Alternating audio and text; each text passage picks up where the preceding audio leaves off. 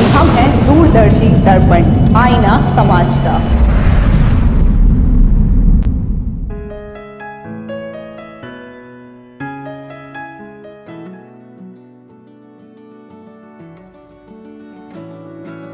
नमस्कार, दूरदर्शी दर्पण के न्यूज़ डीडी प्लेटफॉर्म पे आपका बहुत स्वागत है। बीते शनिवार 1 मार्च 2025 को सिल टैक्स बार एसोसिएशन के द्वारा टैक्स ज्ञान कुंभ सेमिनार का आयोजन किया गया। संगोष्ठी संकुल विज्ञान संकाय काशी हिंदू विश्वविद्यालय वाराणसी में 3 सत्रों में आयोजित इस कार्यक्रम के मुख्य अतिथि माननीय न्यायमूर्ति जे मुनीर इलाहाबाद हाईकोर्ट ने दीप प्रज्वलन एवं महामना मालवीय जी को पुष्प अर्पण कर कार्यक्रम का शुभारंभ किया। अपने उद्बोधन में उन्होंने यह चिंता व्यक्त की कि वर्तमान समय में कानून के विद्यार्थी नौकरी करना अधिक पसंद कर रहे हैं, तो वहीं वकालत की तरफ उनका झुकाव कम हो रहा है। इसके लिए उन्होंने सभागार में बैठे प्रतिभागी अधिवक्ताओं से भी अनुरोध किया कि इस दिशा में कुछ प्रयास करने चाहिए। प्रथम सत्र में मुख्य वक्ता चार्टर्ड अकाउंटेंट राजेश मेहता जो इंदौर से पधारे थे, उन्होंने इनकम टैक्स के कैपिटल गेन विषय पर अपने विचार व्यक्त किए तथा वर्तमान समय में आयकर बिल 2025 में प्रस्तावित संशोधनों पर भी विस्तृत चर्चा की। वाराणसी के चार्टर्ड अकाउंटेंट जीदी दुबे ने भी बजट बिल 2025 में प्रस्तावित जीएसटी संशोधनों पर अपने विचार व्यक्त किए। द्वितीय सत्र में विशेष तौर पर दिल्ली के प्रमुख अधिवक्ता जेके मित्तल ने तथा अकाउंटेंट धर्मेंद्र श्रीवास्तव ने जीएसटी एक्ट की विसंगतियों पर चर्चा की। सेमिनार कार्यक्रम में आए विशिष्ट अतिथि माननीय न्यायमूर्ति अनीश कुमार गुप्ता इलाहाबाद हाईकोर्ट ने अपने वक्तव्य में अधिवक्ताओं द्वारा आयोजित इस सेमिनार की सराहना की।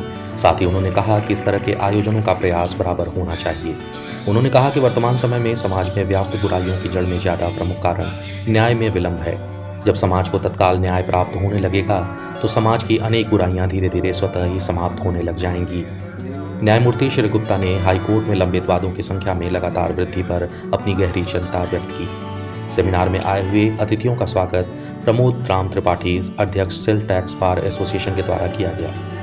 सेमिनार कार्यक्रम के आयोजन समिति में विशेष रूप से रमेश कुमार गिनोडिया चेयरमैन, एडवोकेट सुरेश सिंह संयोजक, एडवोकेट शरद कुमार त्रिपाठी स्वागताध्यक्ष, एडवोकेट शशिकांत श्रीवास्तव कोषाध्यक्ष, एडवोकेट रामकृष्ण गुप्ता सचिव आदि उपस्थित रहे।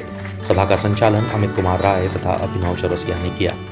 सभी सम्मानित सदस्यगणों की उपस्थिति में संपन्न टैक्स ज्ञान कुंभ 2025 के सफल आयोजन के लिए सभी गुरुजनों, वरिष्ठ अधिवक्ता, साथी अधिवक्ता, अनुज अधिवक्ता व सहयोगी अधिवक्ता साथियों के साथ ही कार्यक्रम के सफल संचालन के लिए एडवोकेट अमित कुमार राय व अभिनव चौरसिया का आभार एवं धन्यवाद व्यक्त किया गया।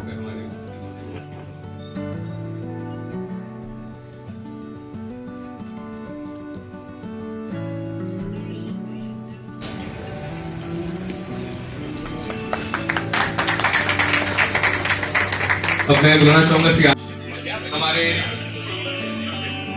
बनारस यूनिवर्सिटी की जो बालिकाएं हैं जो कि यहाँ पे कोई गीत प्रस्तुत करेगी।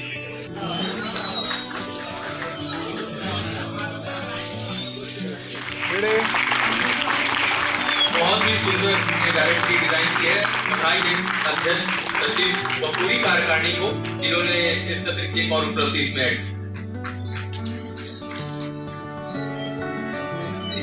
Ramkrishna and all the distinguished audience present here. When I came here,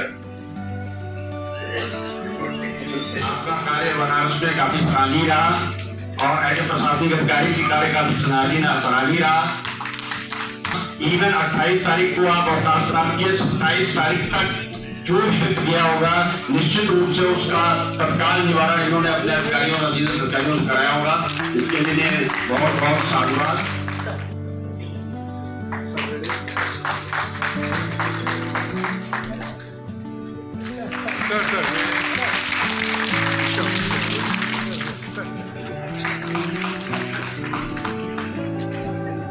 महोदय को बैच लगा करके उनका सम्मान करें।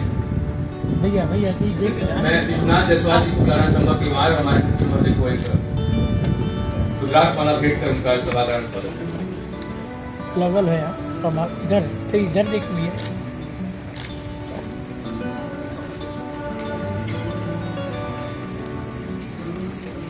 अनिल सिंह जी को बुलाना चाहूंगा कि वो आए और हमारे इस कॉन्फ्रेंस के कन्वीनर श्री गंगा के गोद में बसी इस पावन धरती जिसे शंकर के त्रिशूल में बसा हुआ काशी धाम बोला जाता है, और सबको तो शहर बोला जाता है, काशी को धाम बोला जाता है। इस काशी धाम में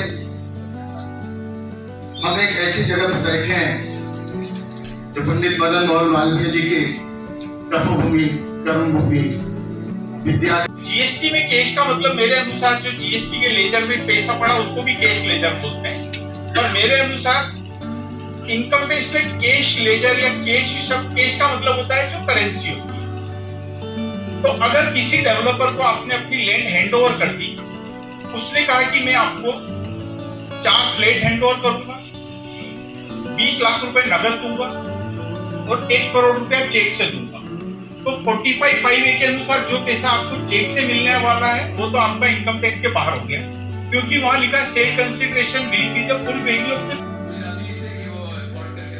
तो इस खबर में बस इतना ही। आगे भी हम आपको खबरों से इसी तरह से रूबरू कराते रहेंगे। तब तक के लिए धन्यवाद।